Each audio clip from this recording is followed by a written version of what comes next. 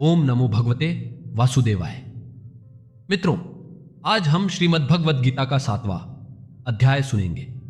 श्राद्ध के समय गीता का पाठ और श्रवण करने से पितरों को तृप्ति और शांति मिलती है। गीता का पाठ पितृदोष से मुक्ति दिलाने वाला माना गया है। भगवान श्री कृष्ण ने हजारों वर्ष पहले कुरुक्षेत्र के मैदान में जो उपदेश अर्जुन को दिए थे, वही गीता का अमर ज्ञान है, जो आज भी पूरी मानवता का मार्गदर्शन करता है। 7वां अध्याय पितृमुक्ति और मोक्ष से जुड़ा हुआ है। पितृपक्ष के दिनों में इस अध्याय का श्रवण अथवा पाठ करना अत्यंत शुभ और फलदायी माना गया है। यद्यपि पूरे पितृपक्ष में संपूर्ण गीता का पाठ करना सबसे उत्तम है, लेकिन यदि इतना संभव न हो तो विशेष रूप से 7वें अध्याय का श्रवण अवश्य करना चाहिए। इससे पितरों को शांति, आशीर्वाद और मुक्ति का मार्ग मिलता है। इस अध्याय का नाम है ज्ञान विज्ञान योग, जिसमें कुल 30 श्लोक। इसमें भगवान श्री कृष्ण अर्जुन को परम सत्य का ज्ञान कराते हैं। जो इस ज्ञान को सुनते हैं वे परम ब्रह्म में लीन होकर पितृदोष से मुक्त होते हैं और उनके वंशज भी कल्याण प्राप्त करते हैं। शास्त्रों में कहा गया है कि यदि 7वें अध्याय का श्रवण करने से पहले इसके महात्म्य को सुना जाए तो उससे प्राप्त पुण्य और फल कई गुना बढ़ जाता है। और इस महात्म्य का वर्णन स्वयं भगवान शिव ने माता पार्वती से किया है। भगवान शिव माता पार्वती से कहते हैं, हे पार्वती, आज मैं तुम्हें भगवत गीता के 7वें अध्याय का महान महत्व बताऊंगा। इसे सुनकर कानों में जैसे अमृत ही भर जाता है। पाटलिपुत्र नामक एक दुर्गम नगर था, जिसके गेट ऊंचे ऊंचे गोपुरों से सुसज्जित थे। वहां शंकुकारण नाम का एक ब्राह्मण रहता था। उसने व्यापार किया, बहुत धन कमाया, लेकिन कभी पितरों के तर्पण या देवताओं की पूजा नहीं की। उसका सारा ध्यान धन जुटाने और राजाओं को भोज देने में लगता था।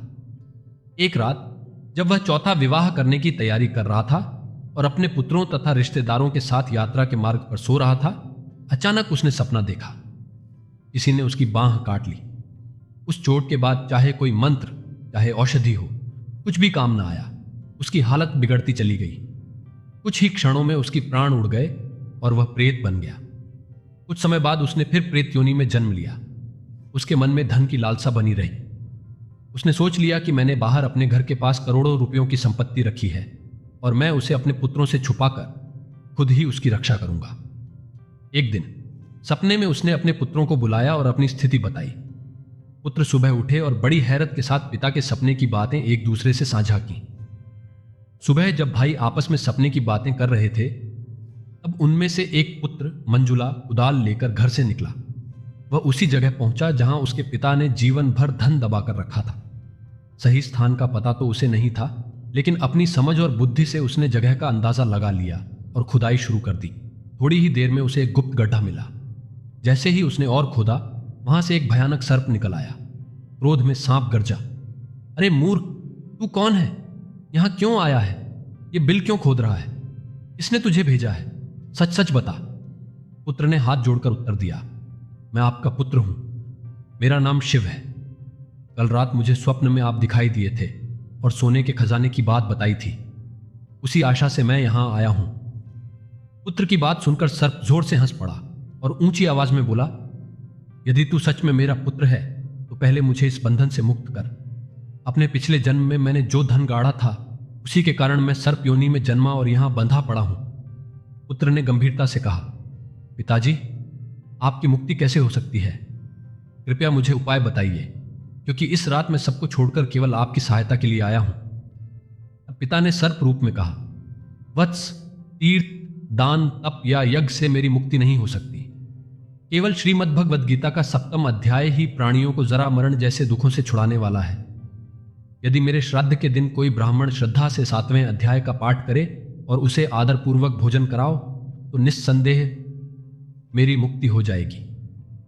पिता के वचन सुनकर पुत्रों ने कहा, पिताजी, आपकी आज्ञा हमें शिरोधार्य है। उन्होंने अपनी शक्ति और सामर्थ्य के अनुसार विद्वान, वेद विद्या में निपुण और आचरण से श्रेष्ठ ब्राह्मणों को बुलाकर श्रद्धा से भोजन कराया। अपने पिता की कही हर बात को उन्होंने न केवल पूरी श्रद्धा से निभाया, बल्कि उससे भी अधिक भक्ति और आदर के साथ किया। उसके बाद सर्प योनि में बंधे उनके पिता ने अपना सांसारिक शरीर त्याग दिया और दिव्य देह धारण करके स्वर्ग लोक को प्रस्थान किया। जाते जाते उन्होंने सारा गड़ा हुआ धन अपने पुत्रों को सौंप दिया। करोड़ों की धन संपत्ति पाकर भी पुत्रों का मन धर्म में रमा रहा। उन्होंने उस धन का उपयोग बावड़ी, कुंड, पोखरे, यज्ञ मंडप और देव मंदिर बनाने में किया। जगह जगह धर्मशालाएं और अन्न क्षेत्र भी स्थापित किए। साथ ही गीता के 7वें अध्याय का नियमित पाठ और जप करते हुए उन्होंने अंततः मोक्ष प्राप्त किया। भगवान शंकर ने माता पार्वती से कहा, हे पार्वती, इस प्रकार मैंने तुम्हें गीता के 7वें अध्याय का महात्म्य सुनाया। इसका श्रवण मात्र ही मनुष्य को सभी पापों से मुक्त कर देता है।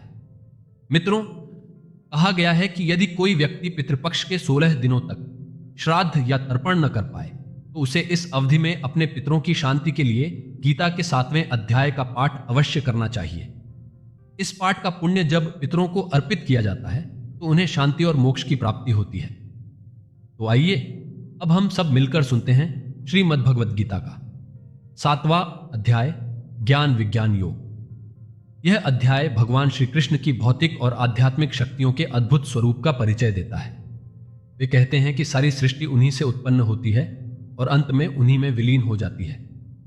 जैसे धागे में पिरोए मोती एक सूत्र से जुड़े रहते हैं, वैसे ही समस्त प्राणी भगवान में स्थित हैं, लेकिन उनकी माया शक्ति को जीत पाना अत्यंत कठिन है। केवल वही जन इसे पार कर सकते हैं जो पूरी निष्ठा और भक्ति से भगवान की शरण ग्रहण करते हैं।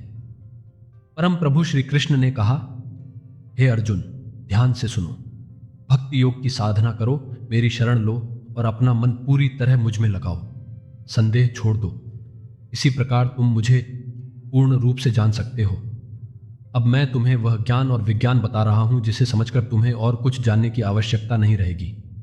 बहुत कम ही लोग हजारों में से आध्यात्मिक सिद्धि पाने के लिए प्रयास करते हैं, और जो साधक सिद्धि पाते हैं उनमें भी बहुत ही विरले ही मुझ वास्तविक रूप से जान पाते हैं। ऐसे जानो, पृथ्वी, जल, अग्नि, वायु, आकाश, मन, बुद्धि और अहंकार, ये 8 तत्व मेरी प्राकृतिक शक्तियां हैं। ये मेरी ही अंग भूमि है, परंतु इनके परे भी मेरी पराशक्ति है, वह जीव शक्ति जिसमें देहधारी आत्माएं जीवन पाती है। यही जीव शक्ति इस संसार में जीवन का आधार है। समस्त प्राणी इन दोनों शक्तियों से उत्पन्न होते हैं। मैं सारी सृष्टि का मूल कारण हूं और फिर सब कुछ अंत में मुझ में ही विलीन हो जाता है। मुझसे बड़ा कोई नहीं है, सब कुछ मुझ पर निर्भर है, जैसे धागे पर पिरोए मोती। मैं ही जल का स्वाद हूं, सूर्य और चंद्रमा का प्रकाश हूं, वैदिक मंत्रों का पवित्र अक्षर AUM हूं। मैं आकाश में ध्वनि हूं और मनुष्यों में सामर्थ्य हूं। पृथ्वी की सुगंध मैं हूं और अग्नि में प्रकाश। मैं सब में प्राण शक्ति हूं और तपस्वियों का समयवश जाए का फल भी। दोस्तों, श्री कृष्ण कहते हैं, हे अर्जुन, यह जानो कि मैं सब प्राणियों का आरंभ भी हूं और अंत भी। बुद्धिमानों की समझ मैं हूं और तेजस्वियों का तेज भी। हे भरतवंशी, जो बलवान पुरुष हैं उनका कर्म बल और बिना आसक्ति का सामर्थ्य भी मैं ही हूं। मैं सब प्राणियों के भीतर धर्म, काम और अन्य गुणों का स्रोत हूं। प्रकृति के 3 प्रधान गुण, सत्व, रजोगुण और तमोगुण, ये सब मेरी ही शक्तियों से प्रकट होते हैं, पर मैं इन गुणों से परे भी हूं। माया के इन तीनों गुणों से मोहग्रस्त होने के कारण संसार के लोग मेरे चिरस्थायी और अविनाशी स्वरूप को समझ नहीं पाते। मेरी दैवीय शक्ति में लिप्त प्रकृति के इन गुणों को पार कर पाना अत्यंत कठिन है। फिर भी जो लोग मेरी शरण में आ जाते हैं वे इसे सहजता से पार कर लेते हैं। 4 प्रकार के लोग हैं जो मेरी शरण नहीं लेते। वे जो ज्ञानहीन हैं, वे जो अपनी नीच प्रवृत्ति के कारण भले ही जानने में सक्षम हों, आलस्य के कारण मुझे जानने का प्रयत्न नहीं करते। वे जिनकी बुद्धि भ्रमित है और वे जो आसुरी प्रवृत्ति वाले हैं। वहीं 4 प्रकार के पुण्यात्मा लोग मेरी भक्ति में लीन रहते हैं। जिज्ञासु, अर्थलिप्त, जिन्हें संसार का स्वामित्व चाहिए। वे जो ज्ञान की खोज में रुचि रखते हैं और जो परम ज्ञान में स्थित ज्ञानी हैं। इन सब में मैं सबसे श्रेष्ठ मानता हूं वे लोग जो ज्ञान के साथ मेरी उपासना करते हैं और पूरी निष्ठा से सिर्फ मुझ में लीन होकर समर्पित रहते हैं। मैं ऐसे भक्तों को अत्यंत प्रिय हूं और वे मुझको भी प्रिय होते हैं।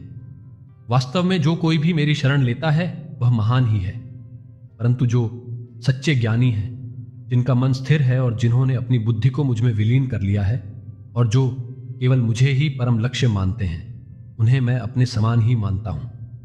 बहुत जन्मों की साधना के बाद जो मनुष्य सच्चा ज्ञान प्राप्त कर लेता है वह मुझे सबका कारण जानकर मेरी शरण स्वीकार करता है। ऐसी आत्मा बहुधा दुर्लभ ही मिलती है। जो लोग अपनी बुद्धि को भौतिक कामनाओं ने जकड़ रखा है वे देवताओं की ओर भागते हैं। अपनी अपनी प्रवृत्ति के अनुसार वे अलग अलग देवताओं की पूजा करते और धार्मिक कर्मकांडों में वर्तित रहते हैं। भक्त जब श्रद्धा के साथ किसी देवता की पूजा करता है तो मैं स्वयं उसकी श्रद्धा को उसी देवता के रूप में स्थिर कर देता हूं।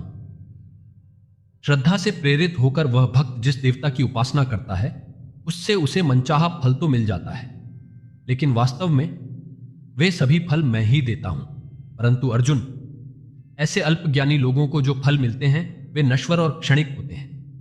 देवताओं की पूजा करने वाले लोग देवलोक को प्राप्त करते हैं, जबकि मेरे भक्त सीधे मेरे धाम को प्राप्त होते हैं। अज्ञानी लोग सोचते हैं कि मैं पहले निराकार था और अब साकार रूप में आया हूं। वे मेरे इस अविनाशी और सर्वोच्च दिव्य स्वरूप को नहीं समझ पाते। मैं सबके सामने प्रकट नहीं होता क्योंकि मेरी अंतरंग शक्ति योग माया सबको आच्छादित कर देती है। यही कारण है कि मूर्ख और अज्ञानी लोग यह नहीं जानते कि मैं अजन्मा और अविनाशी हूं। हे अर्जुन, मैं भूत, वर्तमान और भविष्य तीनों को जानता हूं। मैं सब प्राणियों को जानता हूं, लेकिन कोई भी मुझे पूर्ण रूप से नहीं जान पाता। इच्छा और द्वेष के कारण मनुष्य जन्म से ही इस भौतिक संसार के मोह में फंसे रहते हैं। लेकिन जो लोग पुण्य कर्म में लगे रहते हैं और जिनके पाप नष्ट हो चुके हैं वे इन द्वंद्वों से मुक्त होकर दृढ़ निश्चय के साथ मेरी पूजा करते हैं। जो मेरी शरण में आते हैं और बुढ़ापे तथा मृत्यु से मुक्ति पाना चाहते हैं वे आत्मा, ब्रह्म और समस्त कर्मों के रहस्य को जान लेते हैं।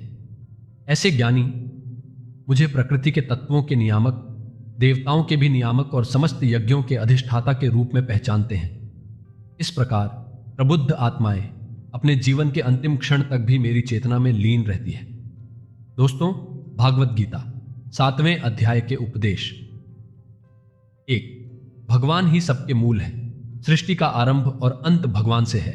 सब कुछ उन्हीं में स्थित है। 2. माया और त्रिगुण, सत्व, रज और तमोगुण भगवान की माया के प्रभाव से चलते हैं। इसे पार करना कठिन है पर भक्ति से संभव है। 3. ज्ञान और विज्ञान, सच्चे ज्ञान से जीवन का रहस्य और परम सत्य समझ आता है। 4. भक्ति का श्रेष्ठ फल, देवताओं की पूजा क्षणिक फल देती है, लेकिन भगवान की भक्ति से शाश्वत धाम मिलता है। 5. श्रद्धा का महत्व, भक्त जिस देवता में श्रद्धा करता है भगवान उसी श्रद्धा को स्थिर करते हैं। 6. यानी भक्त का महत्व, 4 प्रकार के भक्त होते हैं, लेकिन जो ज्ञान युक्त होकर भगवान में लीन रहते हैं वे सबसे श्रेष्ठ हैं। 7वां, समर्पण ही मार्ग है। जो भक्त पूरी श्रद्धा और निष्ठा से भगवान को लक्ष्य मानते हैं वे अंततः मोक्ष को प्राप्त करते हैं। इस तरह भगवत गीता का 7वां अध्याय पूर्ण होता है।